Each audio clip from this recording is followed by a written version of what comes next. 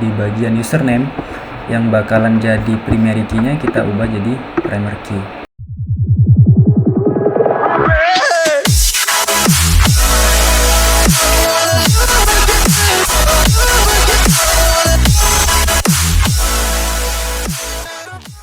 Oke, assalamualaikum warahmatullahi wabarakatuh. Salam selamat sejahtera untuk kita semua. Kita lanjut ke praktikum yang keempat. Setelah sebelumnya kita sempat belajar cara membuat page login dengan template admin LTE yang pernah kita download di video praktikum sebelumnya, praktikum yang ketiga ya. Jadi sekarang kita akan lanjut ke sesi pembuatan database login menggunakan phpMyAdmin. Sebelum itu, saya akan jelaskan sedikit ya. Gambaran sistem login yang akan kita terapkan saat ini ialah semacam login multi-level atau multi-user. Multi-level ini artinya desain database nanti yang kita buat ini, kita desain dia supaya dalam satu fungsi login ada lebih dari satu level, misalnya level admin dan level user biasa maksudnya. Jadi kayak ada dua level gitu loh. Jadi yang level pertama itu level si admin yang punya akses apa aja bebas. Kemudian level yang kedua itu ada level si user biasa. Biasanya cuman ngedit, cuman nambah, ngedit file terbatas gitu aja. Kan ada tuh biasa kayak misalnya kalau di sistem informasi akademik lah, misalnya di sekolah kalian, kalau kalian login menggunakan NIM kalian, maka nanti aksesnya tuh cuman bisa ngelihat ya nilai-nilai kalian gitu aja, sebatas nilai, nggak bisa ngubah nilai gitu. Beda ceritanya kalau kita login sebagai administratornya atau login sebagai dosen misalnya, nah kita bisa ngubah nilai. Itulah maksudnya yang disebut tadi multi level ya, login multi level. Jadi dalam satu fungsi login itu ada dua level, admin dan user, tapi tetap di pack dan satu fungsi yang sama gitu. Misalnya pernah nggak tuh kalian ketemu sistem yang kalau misalnya kalian login pakai user A, kayak yang saya ceritain tadi, dia bakal masuk ke sistem sebagai administrator. Tapi kalau misalnya kita keluar logout, kemudian kita login lagi ke halaman login yang sama, tapi menggunakan user B, itu dia bakal masuk ke user biasa. Nah itu tadi. Jadi kita akan buat sistem login yang seperti itu gitu. Yang satu halaman login, satu page login itu bisa berfungsi untuk banyak level user gitu. Nah, jadi kita akan buat yang seperti itu. Langsung aja kita praktek tanpa basa-basi lagi.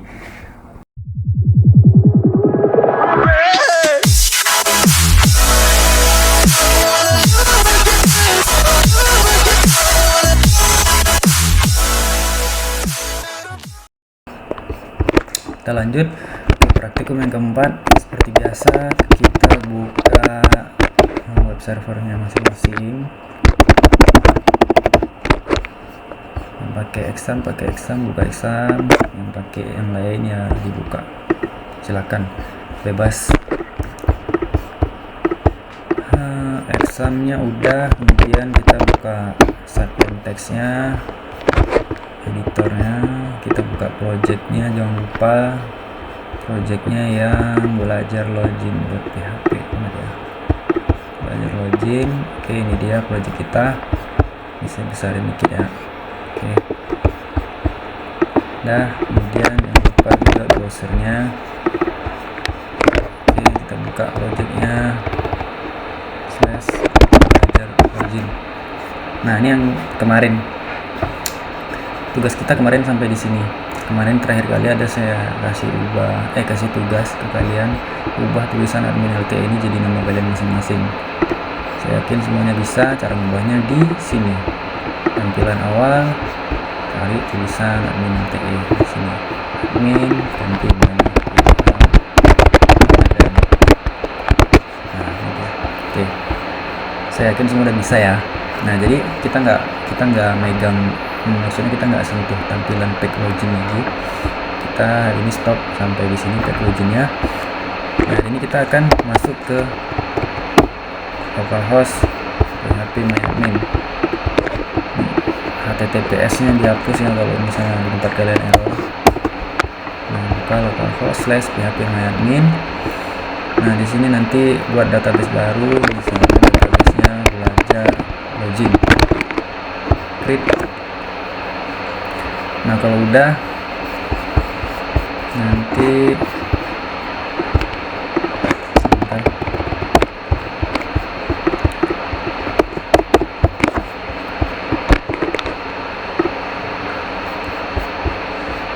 oke, jadi nanti kan di database belajar login yang udah kita buat tadi, kita buat tabel baru namanya tabel admin.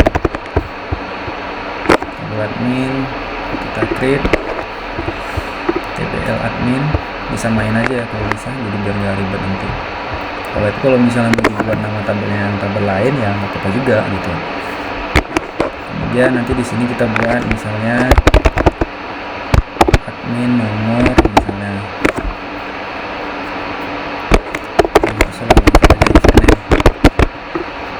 username. Oh iya, jadi nih versi saya kalau misalnya saya membuat database itu, misalnya nama tabelnya itu tabel admin, saya selalu buat apa ya istilahnya, namanya prefix gitu. Prefix misalnya namanya tabel admin, maka nanti di setiap nama file-filenya itu saya cantumkan admin depannya. Misalnya nanti ini kayak user admin underscore user, misalnya nanti di bawahnya misalnya ada admin underscore nama gitu kan, kemudian ada admin underscore admin gitu. Nah itu kalau saya, versi saya, tujuannya itu untuk memudahkan permainan nanti di query, jadi kalaulah seandainya nanti misal ada kita perlu melakukan join antar table gitu, antar table A dengan table B, kemudian nanti rupanya nama filenya tuh sama gitu. Yang table admin ini ada nama filenya username, nanti ada satu lagi table yang lain, table user, rupanya ada nama filenya username juga. Jadi kalau misalnya mau kita join kan double tuh, jadi nama filenya sama. Memang bisa sih kita buat nama alias nanti, cuman kan jadi panjang gitu query-nya. Jadi saya suka ya selalu buat prefix di awalan filenya itu menyesuaikan dengan nama tabelnya, supaya nanti waktu buat query join antar table A dengan table B itu nggak terjadi ambigu gitu dengan nama file yang sama gitu. Sebenarnya bisa aja nama file yang sama nanti kita buat nama alias di query itu ada emang, cuman kan nambahin karakter gitu ya, banyak jadi panjang. Oke, lanjut. Jadi ini ada admin user underscore user, tipe datanya kita buat aja varchar, cukup 10 karakter aja, nggak usah banyak-banyak. Kemudian di nama ini kita ganti varchar, ganti jadi value nya 30 aja, jenis kelamin ganti jadi laki-laki perempuan, atau 10 udah cukup ya. Oke, dah. Ini tabel admin. Apa lagi kira-kira?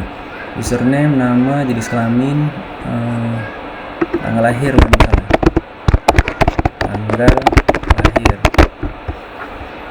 Nah, ini ganti date. Oke.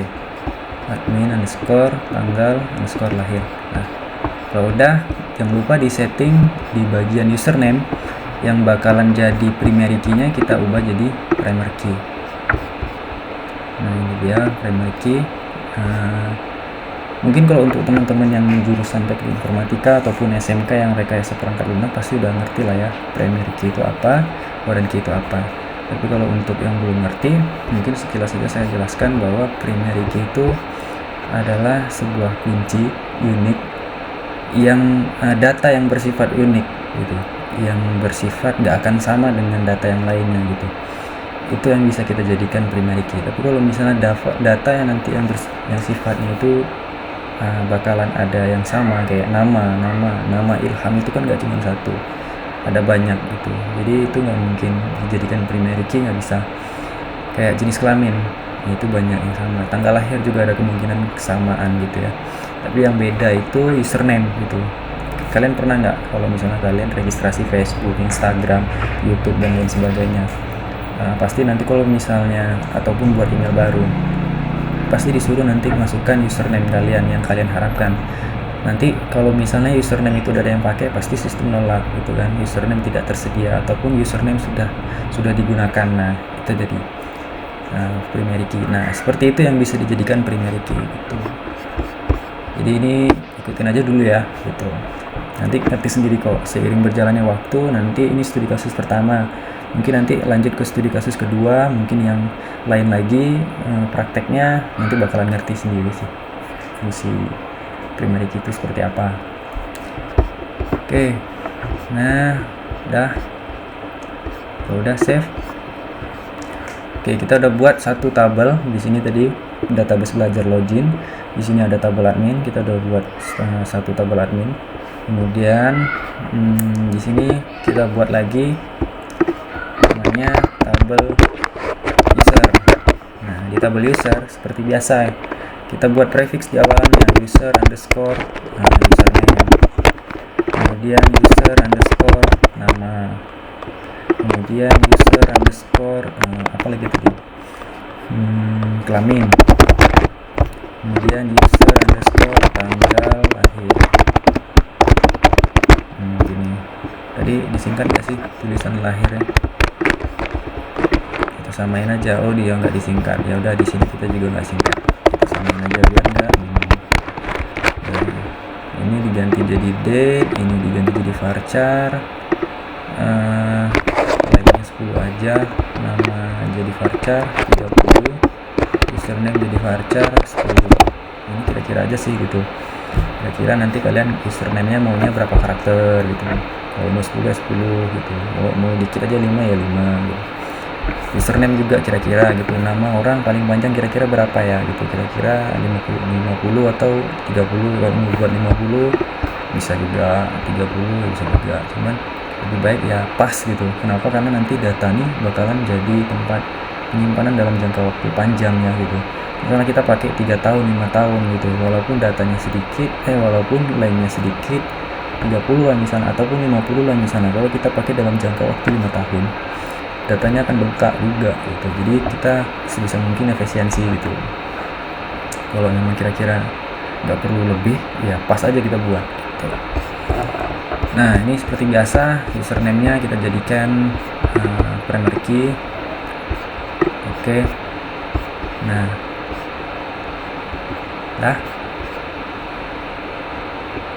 kita simpan. Nah, kalau udah nanti nambah lagi tadi di sini cuma tabel admin, ini ada tabel user. Kemudian kita perlu satu lagi tabel login. Nah, tbl login. Di sini kita buat kayak biasa prefixnya login, username,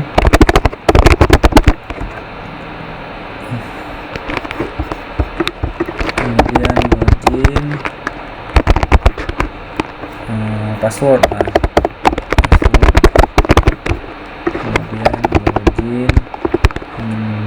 Status. Jadi nanti di sini statusnya apakah dia loginnya itu statusnya sebagai user biasa atau nanti loginnya itu sebagai administrator. Nah, di field usernya nanti kita setting. Ini kita ubah jadi varchar, jadi 10 harus sama ya gitu. Jadi serentak aja gitu, seragam gitu. Kalau 10 ya 5 disepakati lah dari awal. Nah, ini varchar ini kita pakai enkripsi MD5 biasanya. Jadi MD5 tuh kita ya saya juga lupa sih dia output MD5 tuh berapa karakter gitu ya, karakter MD5 gitu. Ini kita searching ya sambil belajar. Nah, jadi dia nanti MD5 itu sering digunakan untuk memastikan kepaduan data. Hasil yang didapatkan dari penggunaan MD5 adalah angka heksadesimal dengan panjang karakter 32. Nah, jadi terserah kalian gitu mau buat berapa gitu. Yang penting kebutuhan kita pas 32 gitu. Kalian mau buat pas 32 ataupun mau buat 50, mungkin takutnya nanti bakalan lebih, mungkin ragu ya kan. Nah, dalam hari ini kita buat kita samain aja lah 32. Nah, passwordnya. Jadi nanti dia walaupun kita masukin sandinya tuh Ilham 123 misalnya, nanti dia bakalan dienkripsi dengan MD5 ini tadi, dan hasilnya outputnya akan berupa 32 karakter. secara acak gitu. Jadi ini untuk keamanan juga ya, tapi ada juga yang metode keamanan yang baru. Itu kita belajar yang MG5 aja dulu, itu yang umum digunakan sama orang untuk belajar. Oke.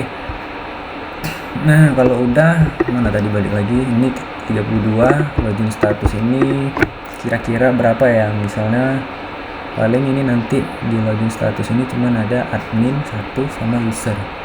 Admin kira-kira berapa karakter tuh? Admin. Kita buat aja 5 ya. 5 cukup ya? 5 enggak? Admin. Oke, 5. Pas lah ya, 5. A D M I N. Oh ya, 5 karakter. Jadi pas-pas aja kita buat. Kalau user USER lebih 1 nggak apa-apa. Oke dah. Ini seperti biasa kita buat primary key. Jadi setiap tabel tuh harus ada primary key-nya memang. Nah, kalau udah simpan. Selesai. Ini desain database untuk login multi level. Jadi kalau misalnya mau buat login multi level ya gini dia. Ya nanti bisa divariasikan lagi sih sama kalian, bisa dikembangkan lagi. Terus nanti juga ini nama file-filenya ini, kayak misalnya ini kalau kita lihat struktur tabelnya, kayak ada username, nama, kelamin, tanggal lahir gitu. Kalian mau tambahin ya terserah gitu. Karena kalau udah nambahin gampang sih gitu. Yang penting kerangkanya udah ada. Entah nanti kalian mau nambahin kayak hobi, mau nambahin tempat lahir, nambahin orang tua dan lain sebagainya, itu ya bebas, tinggal tambah aja ya kan di sini, tambah. Nah, ini mau tambah apa gitu, serah gitu. Terus ini user sama juga mau ditambahin bebas, tapi ini karena kita cuma belajar, yang penting bisa login aja dulu, jadi kita nggak perlu mendetail buatnya. Oke. Kira-kira ini udah berapa menit ya?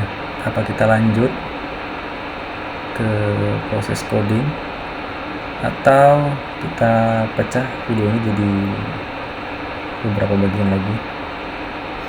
Saya sengaja sih nggak mau buat video pelajaran ini panjang-panjang karena pengalaman saya belajar lama-lama bosan gitu.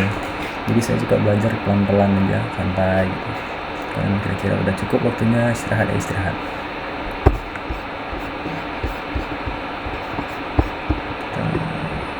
Nah,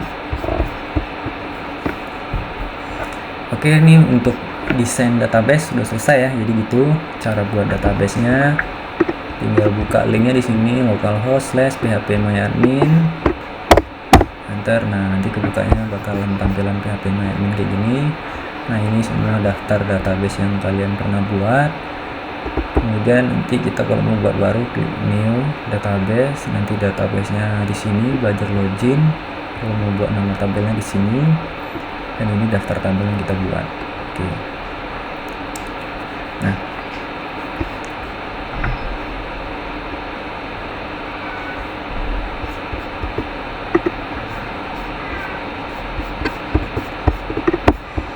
oke.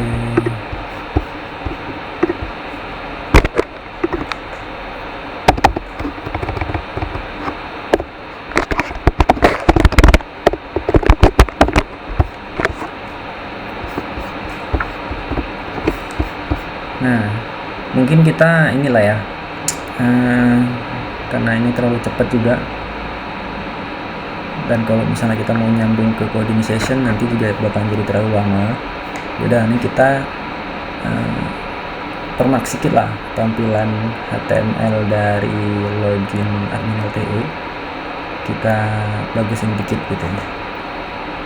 Udah bagus sih, maksudnya bukan kita bagusin dikit kayak tombol-tombol yang nggak perlu, ini kita hapus aja. Kita fokus ke belajar kita fungsi login. Ini kita mau ngubah tampilan admin ini, berarti kita harus pergi ke project belajar login, ke application, ke folder view, ke tampilan awal. Nah, di tampilan awal ini kita mau ubah jadi tulisannya itu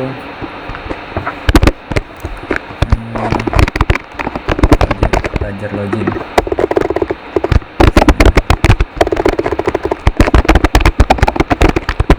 Oke, belajar login.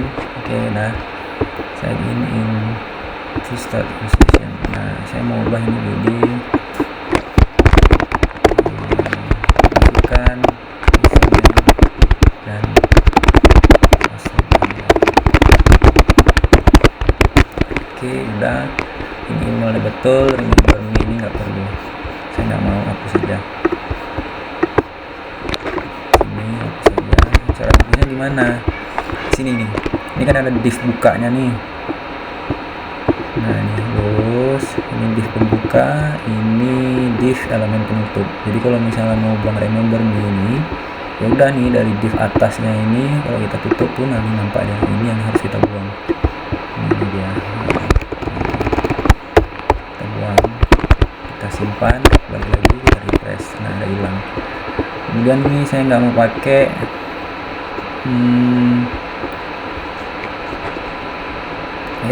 kayak ada yang aneh. Sebentar, coba dibalikin dulu. Ternyata tombol side ini hilang ya, berarti salah. Jangan dari sini, karena kalau kita ngapus dari sini hilang semua. Tombol button side ini hilang.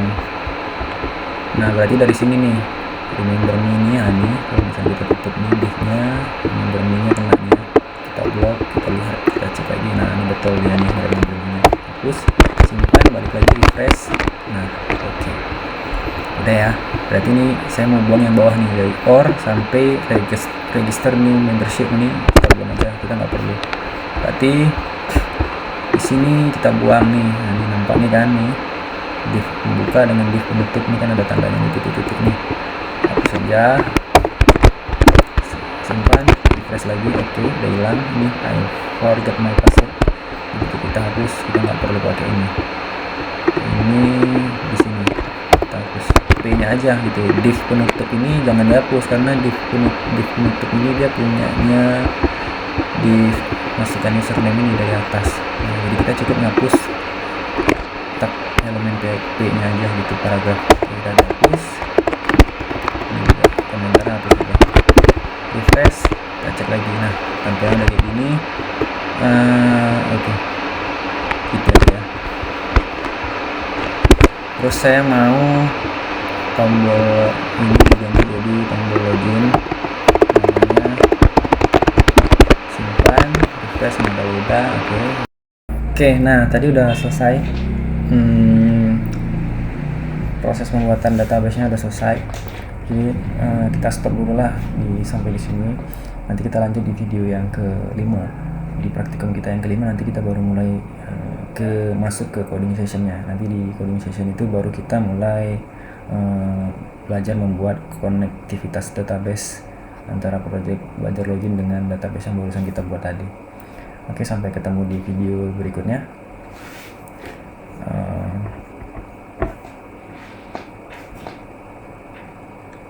Assalamualaikum warahmatullahi wabarakatuh.